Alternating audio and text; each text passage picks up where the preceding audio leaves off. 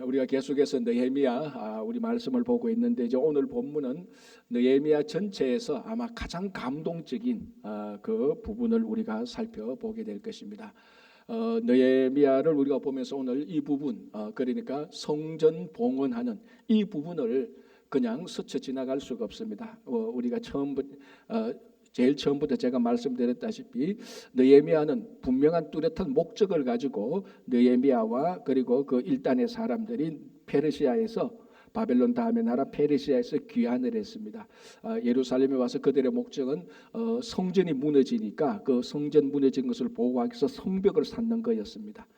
그래서 우리가 앞에서 살펴본 대로 성벽을 쌓는데 내우 외환이 많았습니다. 내적으로도 막 그 불안감이 있었고 외적으로 많은 박해를 받았습니다. 그런 내우 외환에도 불구하고 52일 만에 성벽을 완성했던 것을 우리가 봅니다. 그런데 아직까지 우리가 지금 이 느헤미야를 보면서 성벽 완성은 봤는데 성벽 봉헌하는 장면은 못 봤습니다. 그런데 마침 오늘 느헤미야 12장 여기 27절부터 느헤미야가 이제 이스라엘 백성들과 함께 예루살렘에서 성벽을 봉헌하는 그런 내용들이 나옵니다. 오늘 이 봉헌하는 내용은요 세 부분으로 살펴보는데 오늘 12장 27절부터 43절까지 보면 세 부분으로 되어 있습니다. 첫 번째는 성전 봉헌식의 준비, 그리고 두 번째는 실제로 봉헌식이 어떻게 이루어지는가, 그리고 셋째는 성전 봉헌식의 마지막 장면, 이것을 보게 되는 것입니다. 그래서 성전 첫 번째 성벽 봉헌을 하기 위한 첫 번째 단계가 뭔가 하면은 흩어졌던 레위 사람들을 다 모아가지고 이제 성벽 봉헌하기 전에 그 봉헌하는 절차를 만드는데 이 성벽 봉헌은 바로 전에 정결식을 행하게 됩니다. 제사장과 레위인들과 그리고 백성들 성전 성문을 정결식을 하는데요. 이게 27절에 나와 있습니다. 죄송합니다. 30절에 나와 있습니다. 30절에 제가 봉독해 드리겠습니다. 제사장들과 레위 사람들이 몸을 정결하게 하고 또 백성과 성문과 성벽을 정결하게 하니라. 정결하게 하고 난 다음에 정결하고 난 다음에 성벽을 봉헌하게 됩니다. 제사장들, 레위인들, 백성들, 성전, 성벽 다 정결하게 하는 겁니다. 그리고 봉헌하게 되면은 하나님께서 그걸 이제 받으시는 것이죠. 봉헌, 헌신에 앞서서 해야 되는 게 뭐냐면은 정결입니다. 정결. 그래서 이 정결해야 헌신이 이루어지고 이 헌신이 이루어져야 하나님께서 그것을 받으시는 것입니다.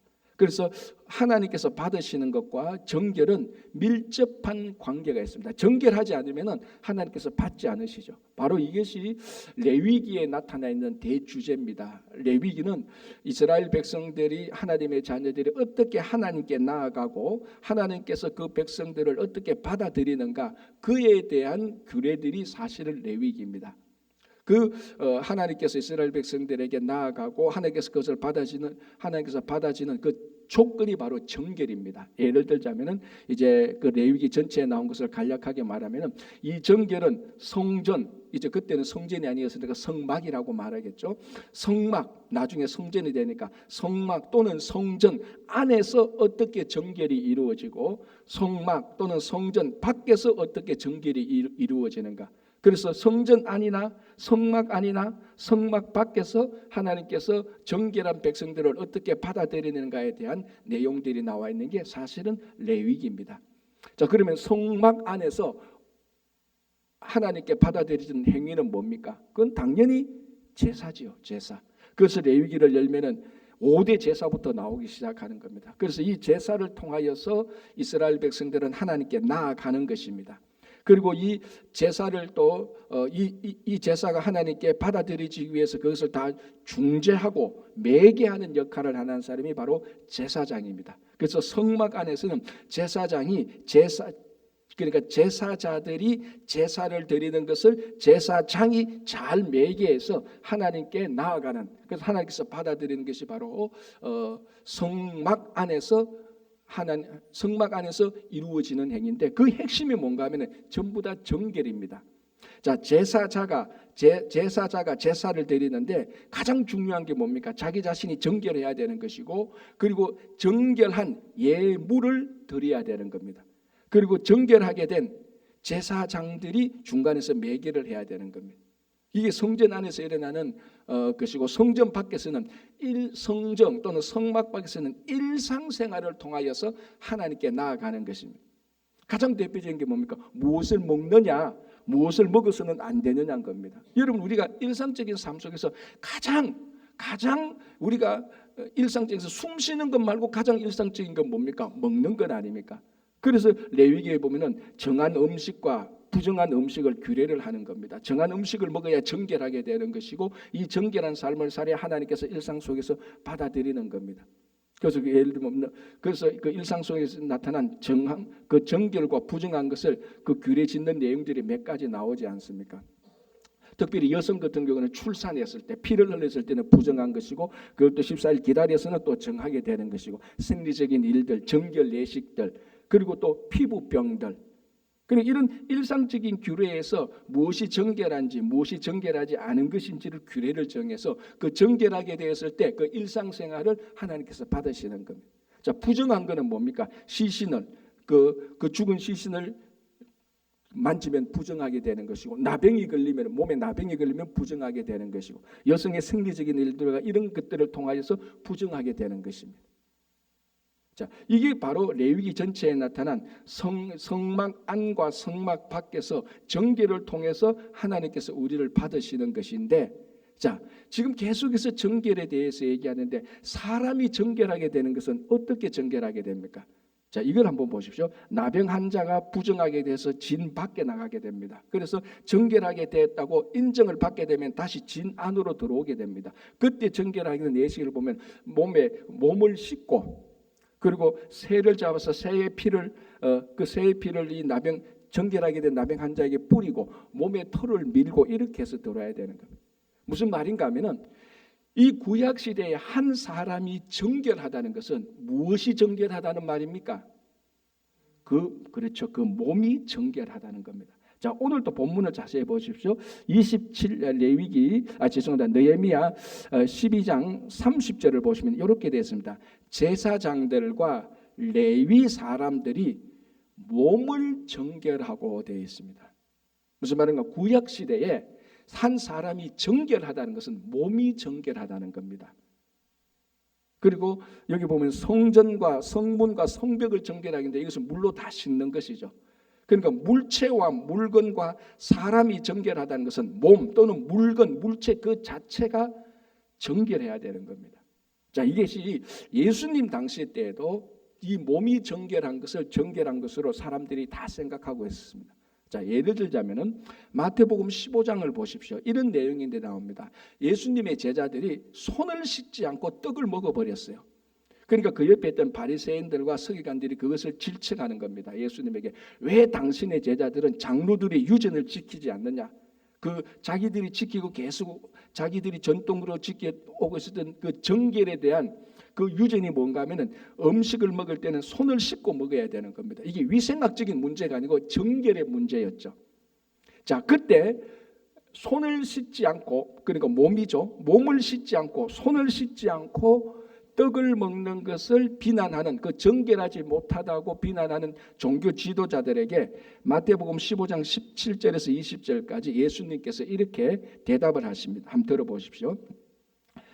입으로 들어가는 모든 것은 배로 들어가서 뒤로 내버려지는 줄을 알지 못하느냐. 무슨 말인가 하면은, 우리가 먹는 모든 것은 배로 들어가서 다시 배설물로 다 나온다 이 말이죠. 뭐 지극히 상식적인 말이고요. 자, 그 다음에 말합니다. 입에서 나오는 것들은 마음에서 나오나니 이것이야말로 사람을 더럽게 하느니라. 마음에서 나오는 것은 악한 생각과 살인과 간음과 음란과 도둑질과 거짓 정언과 비방이니 이런 것들이 사람을 더럽게 하는 것이요 씻지 않는 손으로 먹는 것은 사람을 더럽게 하지 못하느니라 라고 말을 했습니다. 자, 뭡니까? 종교 지도자들이 당신의 제자들은 정결하지 못하다 말했습니다. 왜? 손을 씻지 않고 떡을 먹었으니까, 몸을 깨끗하게 하지 않았으니까. 그러니까 예수님 뭐라고 말합니다. 진짜 정결은 무엇인 줄 아느냐? 너희들 몸을 깨끗하게 하는 것이 정결한 것이 아니다. 진짜 정결은 마음에서 나오는 거다. 마음이 정결해야 된다는 거죠. 자, 그럼 마음에서 나오는 것들이 뭐냐면 쭉 리스트가 나오죠. 악한 생각, 살인, 음란, 도둑질, 거짓증언, 비방. 이런 것들이 마음에서 나온 이것들이 정결해야 정결이지, 손을 하나 씻고 안 씻었다, 몸을 씻었다 안 씻었다고 해서 정결의 규례를 정하는 것은 아니다라는 것입니다. 정리해서 말하면 이런 것이죠. 구약에서는 다 한 사람이 정결한 것은 몸의 정결입니다. 그런데 예수님께서는 그 정결에 대한 것을 완성시킵니다. 진짜 정결한 것은 몸이 정결한 것이 아니라 네 마음이 정결해야 된다. 그리고 마음에서 나오는 말과 마음에서 나오는 생각과 마음에서 나오는 행실이 정결해야 된다는 것입니다. 몸의 정결에서 구약시대 사람들은, 그리고 종교 지도자들은 율법은 몸의 정결이라고 말을 했는데 예수님은 마음과 사람이 행하는 행실의 정결을 말하고 있습니다. 정결이 달라지는 것입니다. 무엇이 정결이냐?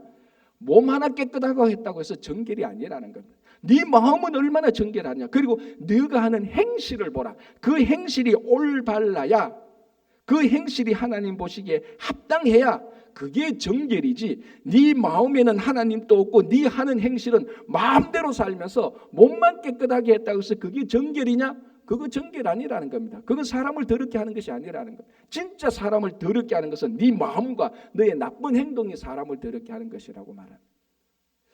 자, 산상수훈에서 예수님께서 이런 교훈을 주십니다.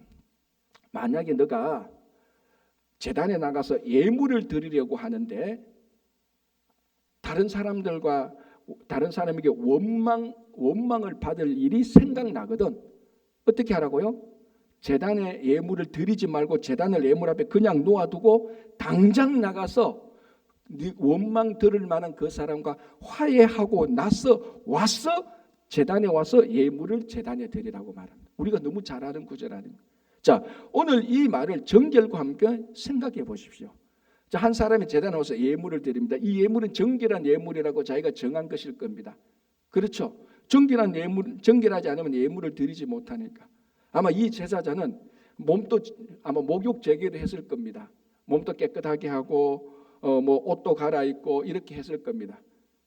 깨끗하게 하고서 예물도 정결한 예물을 가지고 왔겠죠. 만약 양이면은 흠없는 양을 가지고 왔을 겁니다. 그때 예수님께서 말씀하십니다. 그런데 그 예물을 드리려고 하기 전에 너가 다른 사람에게 원망 들을 만한 일, 다른 사람과 갈등가 있으면은 그 갈등부터 먼저 해결하고 와라. 무엇을 말합니까? 다른 사람과 화해해야 될 일, 이 일부터 해결해야지 이 예물이 정결한 예물이 된다는 것입니다. 이 몸의 행실이 올바르지 않으면은 지금 네가 드리는 이 예물이 아무리 외적으로 봐서 흠이 없다고 해서 하나님께서 그 예물을 정결한 예물로 받지 않겠다는 겁니다. 아무리 정결한 예물을 가지고 와도 너 지금 행실이 잘못되었으면 그 행실을 바르게 하고 와서 예물을 드려야 하나님께서 그 예물을 받는다는 겁니다. 그러니까 예수님께서 구약시대에 단순히 몸이나 건물 자체나 외관, 겉모습의 정결을 말한 것이 아니고 우리 사람을 치자면 마음과 행실의 정결을 말한 것입니다. 자, 우리가 오늘 지금 이 시간에 예배를 드리고 있습니다. 아마 오늘 주일 예배를 드리기 위해서 어제 여러분들 어쩌면은 목욕 재개하신 분들이 있을 겁니다. 미국 사람들 매일 샤워를 하니까 어젯밤에 샤워를 해도 오늘 아침에 샤워를 해도 했을 것입니다. 자, 하나님께서 오늘 이 예배를 받으시는데 뭘 보시겠습니까? 정말 마음의 중심을 볼 거 아닙니까? 지금 마음이 예배를 드리는데 이 마음에 하나님을 향한 간절한 마음, 사모하는 마음. 내가 지난 한 주간 살면서 넘어지고 깨어지고 참 어려웠는데 하나님 의지 안 하고 내 마음대로 살았는데 오늘 이 예배를 통해서 내가 하나님을 붙잡고 하나님을 사랑하고 하나님을 만나게 되겠다는 그 간절한 마음, 그 마음의 정결함을 보는 것 아닙니까? 그리고 난 다음에 아직까지 하나님께서 또 보시는 뭡니까? 아직까지 사람들 사이에 일어났던 갈등과 마찰과 내가 잘못한 일, 그거를 바로 고치는 정결을 원하고 있습니다. 아까 산상수훈에 말씀하신 대로 그 말을 글자 그대로 적용하면 한 이 가운데 절반 이상은 지금 밖으로 나가야 될 겁니다. 빨리 가서 화해하고 와서 제가 기다릴 테니까 한 3시간 줄 테니까 나가서 화해하고 도로시아 예배를 드려야 될 수도 있을 것입니다. 그러나 오늘 우리가 이 예배를 드리면서 하나님은 정결한 예배를 받으시니 우리 마음의 중심에 하나님을 모시고 지금 혹시나 지난 한 주간 지난 과거 동안 내가 사람과의 관계에서 잘못한 것이 있으면 지금 뛰쳐나가기보다는 예배를 드리고 돌아오는 한 주 동안에 그것을 해결할 때 오늘 이 예배가 받아들여지는 것입니다. 그래서 오늘 이스라엘 백성 이 느헤미야가 성벽 봉헌식을 하게 될 때 무엇보다도 구약의 규례를 따라서 사람들과 건물을 다 정결하게 해야 됩니다. 이 정결하게 해야 하나님께서 받아주시니까. 그래서 오늘 느헤미야 12장 30절에서 먼저 제사장들과 레위인들과 백성들과 성문과 성벽을 정결하게 다 세팅해 놓고 하나님께 이제 봉헌을 하게 되는 것입니다. 자, 느헤미야 12장 31절을 보겠습니다. 이렇게 되어 있습니다. 이제 그 정결 준비가 끝났고 이제 실제로 봉헌식을 합니다. 근데 아주 특별한 봉헌식이 이루어지는데요. 31절에 이에 내가 유다의 방백들을 성벽 위에 오르게 하고 구약 성경 전체를 통해서 가장 독특한 봉헌식이 이루어집니다. 성벽을 쌓고 성벽 위에 오르게 합니다. 성벽 위에서 봉헌식이 이루어지는 것이죠. 이에 내가 유다의 방백들을 성벽 위에 오르게 하고 또 감사 찬송하는 자의 큰 무리를 둘로 나누어 자, 성벽이 있는데 둘로 나누어서 이제 행진을 하게 되는 겁니다. 둘로 나누어 성벽 위로 대오를 지어 가게 하였는데 한 무리는 오른쪽으로 분문을 향하여 가게 하고 자 건너뛰어서 38절 보십니다. 자, 한 무리는 본문을 향해서 갔다라고 되어 있습니다. 38절 감사 찬송하는 다른 무리는 왼쪽으로 행진하는데라고 되어 있습니다. 자, 그 스크린 한번 보여주실래요? 스크린에 그 행진하는 거 한번 보여주시기 바랍니다. 자, 이제 제가 검색해서 자료를 찾아서 이제 제가 뭐 그 형광펜으로 일절에 표시를 했습니다. 저희 지금 위에 빨간색과 밑에 파란 게 있는 게 저게 성벽입니다. 저게 바로 느헤미야가 세운 성벽인데요.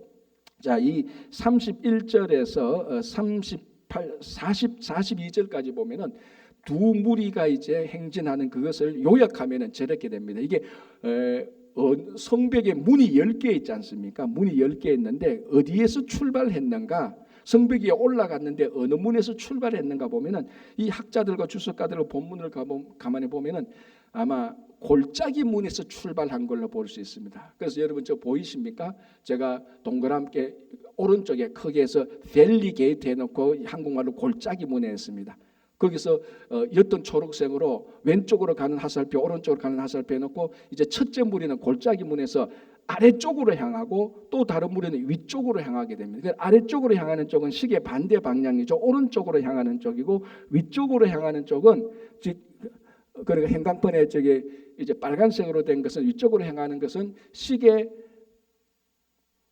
방향으로 가는 것이죠. 왼쪽으로 가는 것이죠. 그래서 골짜기 문에서 양쪽으로 흩어집니다. 골짜기 문이 있는 성벽에 다 올라가서 한쪽은 오른쪽으로 가고 한쪽은 시계 반대 방향 쪽으로 가고 한쪽은 왼쪽으로 가고 한쪽은 시계 방향 쪽으로 가게 됩니다. 그래서 시계 방향 쪽에 지도자가 누군가 하면은 느헤미야가 가게 되고 아래쪽으로 건전에 지도자는 에스라가 따라가게 되는 것입니다. 그래서 이렇게 진행을 하게 되는데 어디서 만나는가 하면은 쭉 이제 성벽 위로 가다가 저 오른쪽 끝 부분에 동문이 나옵니다. 동문 쪽에서 만난 걸로 되어가 있습니다. 그래서 저렇게 성벽 위에 올라가서 양쪽으로 나누어져서 성벽 위를 행진해서 골짜기 문에서 양쪽으로 나누어져서 동문에 만나는 이 행진 자체를 통하여서 하나님께 봉헌하는 성벽 봉헌식이 이루어지는 겁니다. 아주 독특하죠. 그리고 이제 이 본문을 보면은 제일 앞에는 레위 찬양대가 나갑니다. 아까 앞에서 말한 것처럼 정결 예식을 할 때 레위 사람들을 다 불러 모았습니다. 레위 찬양대가 가고 그다음 백성의 지도자들이 가고 납할던 제사장이 지도가고 또 레위 찬양단이 따라가고. 그래서 한쪽에는 느헤미야가 참여하고 한쪽에는 에스라가 참여해서 저렇게 이제 성벽 봉헌식이 쭉 이루어지는 것입니다. 자, 저 성벽 봉헌식을 보면서 우리가 한두 가지 생각할 수 있는 게 첫 번째, 성벽 봉헌식을 성벽 위에서 한다? 한번 생각해 보십시오. 모든 사람이 성벽 위로 다 올라오지는 않습니다. 일부 사람만 성벽 위에 올라가죠. 그리고 나머지 사람들 다 성벽 아래서 그걸 다 보고 있습니다. 뭐 나팔 소리가 나고 레위 찬양대가 나고 쫙 하면서, 그죠? 얼마나 저게 감동적입니까? 여러분 한번 생각해 보십시오. 우리가 앞에서 느헤미야에서 봤는 대로 그 뭐 산발락과 도비아가 반대하고 느헤미야를 죽이려고까지 했고 뭐 온갖 선동 다 했고 온갖 비방 다 했지 않습니까? 그래서 한때는 그 내부적으로 흔들리기도 좀 했던 그런 이제 온갖 방해와 공작 그 선동을 다 뚫고 성벽을 완성하고 성벽 위에 올라가서 이제 행진을 하게 되는 저 감동적인 것. 그리고 이 느헤미야 전체를 통해서 굉장히 감동적이죠. 첫 번째 성벽 위에서 행진할 때 아마 행진하는 사람들은 문 하나하나를 거쳐갔을 겁니다. 자, 아래쪽으로 가는 사람, 저 골짜기 문에서 가서 이 골짜기 문에서 출발하는 아래쪽 문을 가는 첫 번째 문은 분문을 통과하게 됩니다. 분문 우리가 앞에서 봤지 않습니까? 베슬물 문, 가장 어쩌면 저 문 가운데서 가장 미천한 문으로 여겨지는 베슬물 문, 베슬물이 나오는 성 안에 있는 베슬물이 나오는 문, 그 분문을 지나가면서 샘문을 지나가면서 그리고 수문을 지나갑니다. 수문이 뭐죠? 우리가 지난주에 나팔절 날에 수문 앞 광장에 사람들이 모여서 학사 에스라를 모시고 말씀 사경에 했는 거 봤지 않습니까? 바로 거기 저 수문이고 그 앞에 광장에서 모였던 겁니다. 한쪽은 그쪽으로 올라가서 동문을 만나고 또 이제 위로 올라가는 쪽은 샘문에서 가면서 옛문을 통과하고 어문을 통과하고 양문을 통과하게 됩니다. 양문이 뭔가 하면은 성 안에 희생드리는 양을 데리고 오는 문이 양문입니다. 그래서 그 양문을 통과해서 동문에서 양쪽이 딱 이제 만나는 겁니다. 그래서 한번 생각해 보세요. 문 하나하나를 거쳐가면서 성벽 하나하나를 거쳐가면서 행진하는 사람들은 우리가 이 문 건축할 때 어려웠지.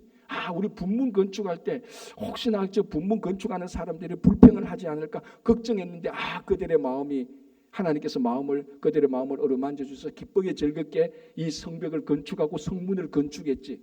지나온 52일간의 그 악정고투 속에서 성벽을 건축한 것을 기억하며 하나님의 도우심을 새기게 되는 그런 효과가 있습니다. 그리고 밑에 있는 사람들은 보십시오. 그 예루살렘에 있는 사람들이 전부 다 보게 되는 겁니다. 성벽 저 위에 가서 행진을 하게 되니까 다 보게 되는 거죠. 저 보게 되면서 결국 성벽이 완성되었구나. 그래서 온 예루살렘에 모이는 사람이 하나님께 영광을 돌리게 되는 그런 일이 일어나는 겁니다. 그러나 제일 중요한 것은 성벽 위에서 봉헌하게 되는데 제일 중요한 일은 무엇입니까?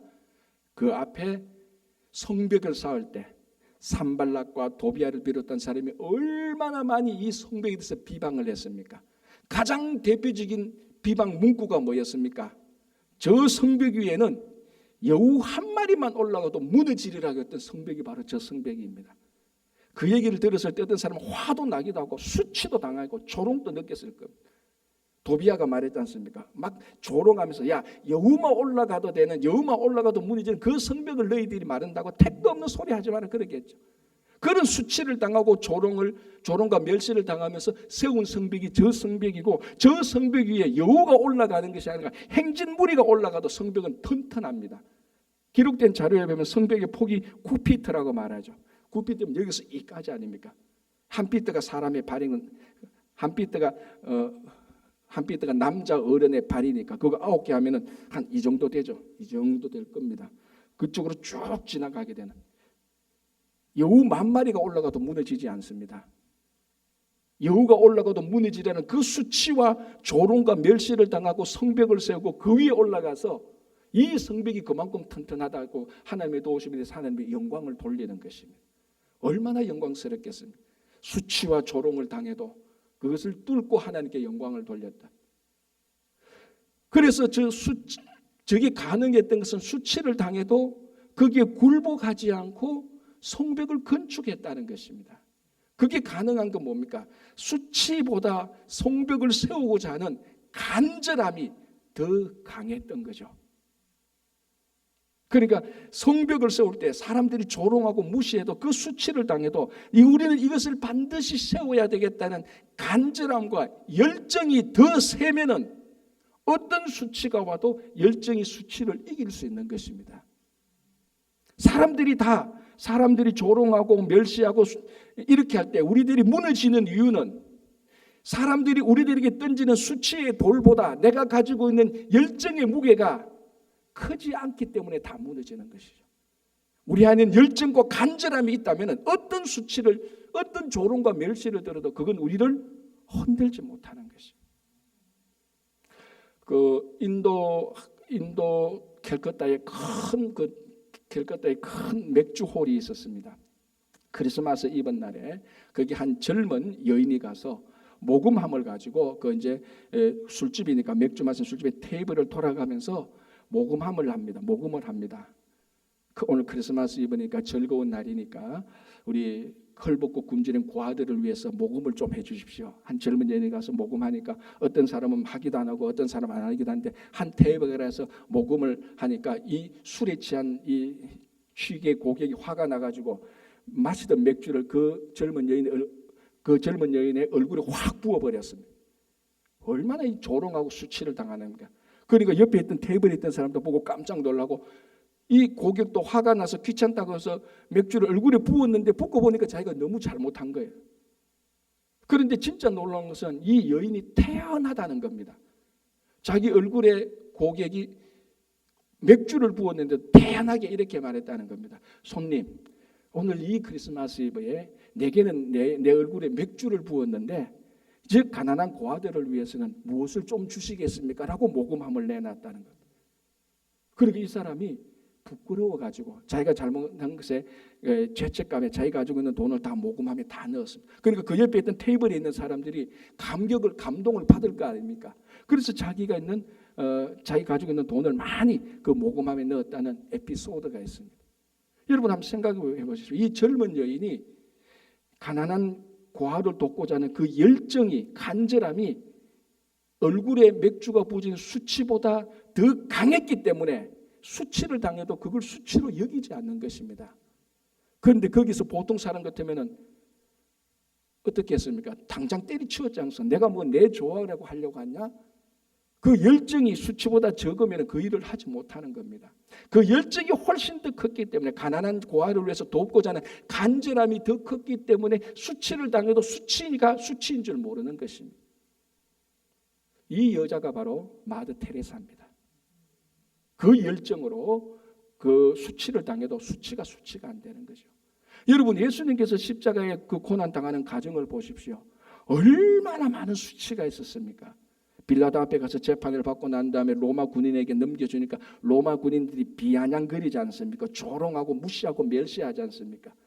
얼굴에 그 머리에 가시관을 씌우고 홍포를 막 입혀놓고 왕놀이를 하잖아. 네가 왕이냐? 야 여기 왕이 왔다. 우리가 그 앞에 그러니까 왕이 왔으니까 우리가 그 앞에 무릎 꿇고 경배하자. 유대인의 왕이여. 그러면서 얼굴에 침을 뱉고 막 머리를 때렸습니다. 얼마나 수치겠습니까, 여러분? 경건한 유대인이 이방인들에게 다는 그 수치는 이루 말할 수 없을 겁니다. 그리고 십자가에 달렸을 때 우리가 그 고난 주간에도 살펴봤다시피 십자가에 달렸을 때 세 무리들이 다 예수님을 비방하고 조롱했습니다. 지나가는 사람들. 야, 저 사람이 하나님의 아들이래. 저 사람이 사람을 구원하는데 자기도 구원하지 못하면서 저 우스운 꼴보라고. 당신이 내려오면 우리가 당신이 구원자로 바뀌었다. 지나가는 사람들이 다 한마디씩 하는 겁니다. 그랬던 종교 지도자들 똑같지만 네가 하나님의 아들이라고. 하나님의 아들이면 내려와 보라. 우리가 그것을 인정하겠다. 심지어 예수님과 함께 같이 십자가에 달렸던 강도도 비난하고 조롱하고 멸시했습니다. 그런데도 예수님께서 어떻게 그것을 극복했습니까? 우리를 구원하고자 하는 간절함이 더 컸기 때문에 말할 수 없는 수치와 조롱을 이겨낼 수 있었던 것입니다. 결국은 여러분 우리가 주님의 일을 하면서 무엇이 강건했냐, 왜 상처를 받느냐 안 받느냐, 이 강건은요 주님의 일을 하는 열정과 간절함이 더 세면은요 누가 무슨 말을 하고 어떤 수치를 세고 무슨 돌을 던져도요, 그게 우리한테 상처가 되지 않습니다. 주님을 향한 간절함과 열정이 없기 때문에 한마디만 들어도 이게 이미 벌써부터 우리한테는 엄청난 모멸감으로 다가오는 것입니다. 여러분, 우리 요즘은 이제 그런 사람들이 좀 줄어들었지만 아직도 한국에 가면은 노방전도를 하시는 분들이 있습니다. 아주 이 표현을 이렇게 하면 좀 이상할 수, 좀 별나게 하시는 분들 있지 않습니까? 크게 고함 지르지 않습니까? 잘하지 않습니까? 예수천당 막이죠. 고함 지릅니다. 어떨 때는요, 솔직히 저도 들을 때는 저런 전도가 효과가 있을까? 저렇게 하면 우리 안 믿는 사람들이 반감이 생기는데 꼭 저렇게 해야 되나? 이런 마음이 목사인 저한테도 생각이 드는 건 사실입니다. 제가 아직도 기억나는 게요, 미국에 오기 전에 1999년도 저는 그때 대구에 있으니까 대구 시내에 그런 일단의 무리들이 복음을 전했습니다. 길 가는 사람 붙잡고 예수 전당 막 이런 사람들이 있었습니다. 제가 그때 이제 조그만 그 옆에 어떤 서점에서 책을 보고 있었는데 그 책을 보고 있는 같은 서점에 있는 사람들이 전부 다 조롱하는 거예요. 예수 믿는 사람들 말이지. 저런 식으로 전도회가 저게 되느냐고 말이지. 막 비난하고 막 그렇게 하더라고. 조롱한 저한테 막 덕기더라고. 제가 목사인지 모르니까. 여러분, 그러면 그렇게 전도하는 사람들이 옆에 사람들이 다른 사람들이 자기에게 그렇게 조롱하고 멸시하고 수치를 주는 말하는 걸 모르겠습니까? 그 사람들요? 다 안다고요. 그 사람들도요. 다 아는데도 예수 천당 마귀 지옥이라고 그렇게 수치를 당하고 복음을 전하는 이유가 뭡니까? 복음에 대한 열정이 수치보다 더 크기 때문에 그렇습니다. 물론 목사님 그게 효과가 있습니까? 없습니까? 그게 지금 중요한 건 아니고 정말 우리들 가운데 거리에 나가서 예수 천당입니다, 마귀 지옥입니다, 우리가 왜 떠들지 못합니까? 목사님 그 효과가 없으니까 그렇게 못해요. 정말 그 이유 때문에 못하는 겁니까? 아니지 않습니까? 복음에 대한 수치가 복음에 대한 열정보다 더 크기 때문에 우리는 그걸 못하는 거예요. 그렇지 않습니까? 사람들이 말하는 멸시와 모멸감의 눈초리, 그게 복음에 대한 열정보다 더 크기 때문에 그걸 못하는 것이지, 복음에 대한 열정이 있다면 어떤 모멸과 멸시와 수치의 눈총에도 불구하고 복음을 전하는 겁니다. 오늘 이 이스라엘 백성들이 페르시아에서 돌아온 사람들이 성벽을 세울 때, 여러분 그 말 한마디지만 이 말 한마디가 성벽을 세우는 사람들의 가슴을 다 헤집어 버렸어요. 여우가 올라가도 무너지는 그 성벽을 세우겠다고? 그러나 이 사람들은 성벽을 세우는 열정이 더 컸기 때문에, 하나님을 향한 간절함이 더 컸기 때문에 성벽을 세운 겁니다. 그래서 성벽을 세우고 성벽 위에 올라가서 보라! 이것이 여우가 올라가도 무너지는 성벽이냐? 우리가 올라가도 든든하지 않느냐? 그것을 정말 하나님께 영광을 돌리며 자기를 조롱했던 사람들에게 디스플레이, 진짜 과시하는 겁니다. 과시는 이런 과시를 해야 되는 겁니다. 이런 과시를 해야 되는 겁니다. 자기 자랑을 과시하는 것이 아니고. 그래서 이 성벽이 이제 골짜기 문에서 출발해서 동문에서 만나게 되고, 그 이스라엘 사람들이 전부 다 수치가 하나님께 돌리는 영광으로 전환된 것입니다. 여러분, 우리 삶 속에 우리가 주님을 섬길 때 바로 이런 간절함과 이런 열정이 있을 때, 주변 사람에서 무슨 욕을 하든 비난을 하든 우리는 넉넉하게 이길 수 있게 되는 것입니다. 자, 마지막으로 마지막 구절 한번 보겠습니다. 43절입니다. 이렇게 되어 있습니다. 이날에 무리가 큰 제사를 드리고 심히 즐거워하였으니 이는 하나님이 크게 즐거워하게 하셨습니다. 부녀와 어린아이도 즐거워하였으므로 예루살렘이 즐거워하는 소리가 멀리 들렸느니라. 자, 봉헌식의 마지막 장면입니다. 마지막 장면의 결과는 뭡니까? 즐거워했다는 겁니다. 자, 처음이 어떻게 됩니까? 27절, 12장 27절에 이렇게 되어 있죠. 예루살렘 성벽을 봉헌하게 되니 각 처에서 레위 사람들을 찾아 예루살렘으로 데려다가 감사하며 노래하며 재금을 치며 비파와 수금을 타며 즐거이 봉헌식을 행하라 하며. 그래서 이 봉헌식의 처음과 끝, 중간에는 전부 다 찬양과 기쁨과 즐거움이 다 있었습니다. 그래서 이 봉헌하는 두 무리의 제일 앞에 누가 있었죠? 제일 앞에 에스라와 느헤미야가 있었던 게 아니에요, 여러분. 우리 같으면 에스라가 제일 앞에 가고 느헤미야가 제일 앞에 갔을 거 아닙니까? 제일 앞에 누가 갔습니까? 레위 찬양대가 갔다니까요. 즐거워하는 사람들. 그 사람들이 제일 앞에 서고 제일 뒤에 그 사람들이 있었습니다. 처음과 끝은 다 찬양과 즐거움으로 가득 차게 된 겁니다. 자, 오늘 여러분 이 마지막 구절 보십시오. 한국말로 즐거워했다는 말이 4번이나 나옵니다. 근데 히브리어 원어를 보면 즐거워한다는 이 어근이 5번 나와요. 성경 전체를 통하여서 한 구절에 즐거워한다는 말이 연속적으로 5번 나오는 구절은 이 구절이 유일무이합니다. 여러분, 한 구절에 즐거워했다는 말이 5번이나 반복돼요. 얼마나 즐거워했습니까? 그리고 마지막에 보십시오. 즐거워하는 소리가 멀리 들렸다. 예루살렘을 넘어서 예루살렘 경계선을 넘어서 그 밖에까지 즐거워하는 소리가 들렸다는 겁니다. 이 하나님께 봉헌하는 이 즐거움이 어디서 왔냐? 구체적으로 오늘 물론 봉헌의 즐거움이죠. 헌신의 즐거움인데 구체적으로 이렇게 말하고 있죠. 43절에 이 날에 무리가 큰 제사를 드리니, 큰 제사는 무슨 제사겠습니까? 화목 제사입니다. 이게 왜냐하면 그 뒤에 보면은 부녀와 어린아이들도 함께 참가하고 아마 그 제물을 같이 먹었을 겁니다. 이건 화목 제사입니다. 뭐 이게 화목 제사든 번제든 뭐 어느 제사냐 따지는 게 중요한 게 어떻게든 제사였다는 겁니다. 이 제사를 드림으로 말미암아 마지막에 결론을 짓고 즐거워했습니다.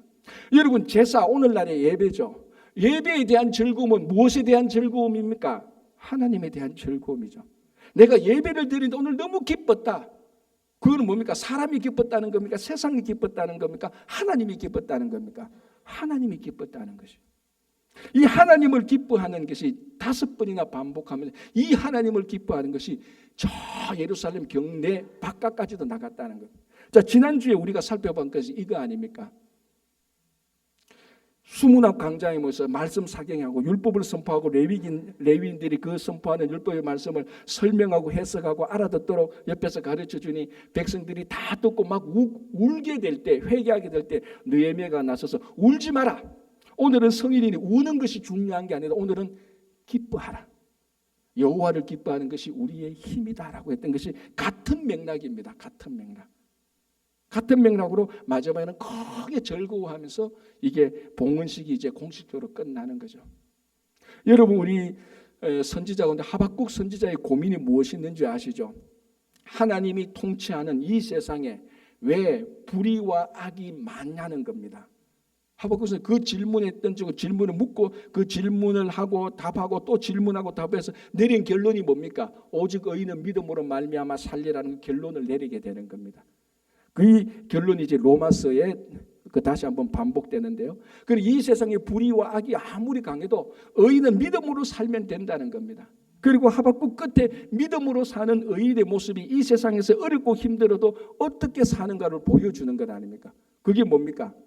무화과 나무가 무성치 못하고 포도나무에 열매가 없고 감람나무에 소철이 없어도 밭에서 아무 이익이 없어도 우리의 양이 없어도 외양간에 소가 없어도 나는 여호와를 인하여 즐거워하고 구원의 하나님을 기뻐하겠다.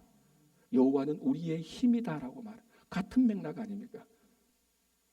여러분, 정말 우리가 하나의 성령이 거하는 성전이라면은 우리의 인생의 처음과 중간과 마지막은 하나님을 기뻐하는 것이어야 됩니다.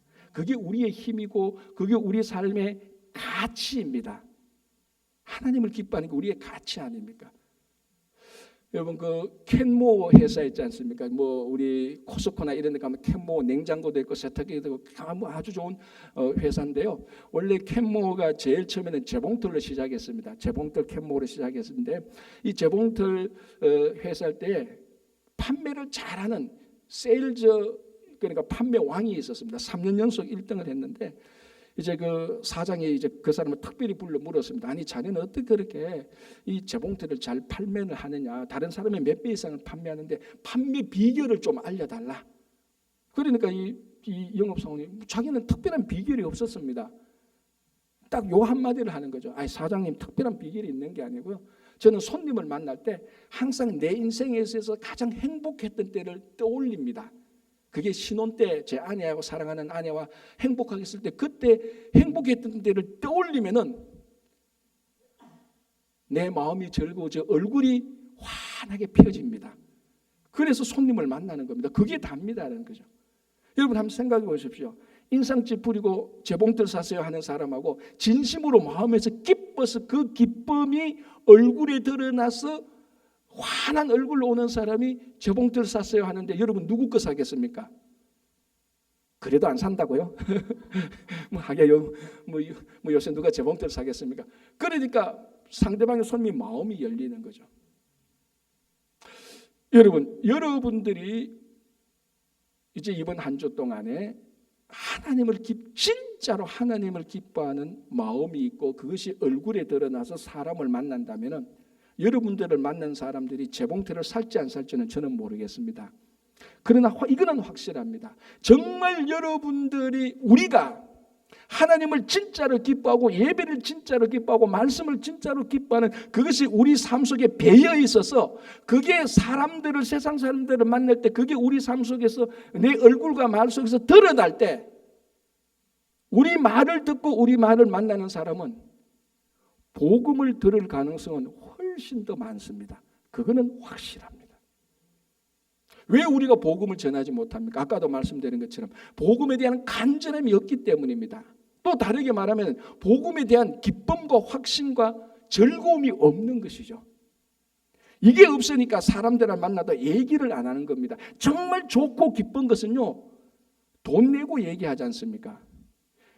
요즘 제가 그런 증상이 약간 나타나는데 이미 눈치챘지요. 할아버지 할머니들 손자 손녀 돈 내라 그래도 돈 내고 얘기하는 분이 있다고요. 좋으니까. 그런데 아무도 복음을 전하는데 돈 내고 복음 전하는 사람 제가 본 적 없습니다. 그리고 복음을 그만큼 즐거워하지 않는다는 것이죠. 오늘 이 느헤미야의 마지막 봉헌식은요, 이날에 즐거워할 때 5번이나 반복되는데 이 즐거움의 소리가 온 천지로 다 퍼져나갔습니다. 바로 우리 한 사람 한 사람을 통해서 하나님을 즐거워하고 복음을 즐거워하는 그 정말 놀라운 좋은 소식이 뉴욕에 다 번져나가기를 간절히 바랍니다. 기도하겠습니다. 주님, 우리는 얼마나 정결해져서 하나님께 헌신되고 있는지 되돌아보게 하여 주시옵소서. 단순히 몸의 정결이 아니라 하나님을 기뻐하는 마음이 정결하게 되고 우리 행실이 바르게 되어서 행실의 바름이 정결하게 되게 하여 주시옵소서. 주님, 매일매일 즐거워하는 삶이 되고 하나님을 사랑하는 이 열정이 간절함이 세상이 우리들에게 대해서 비아냥거리고 조롱하는 것을 훨씬 더 이길 수 있는 간절함을 허락하여 주시옵소서. 예수님 이름으로 기도합니다. 아멘.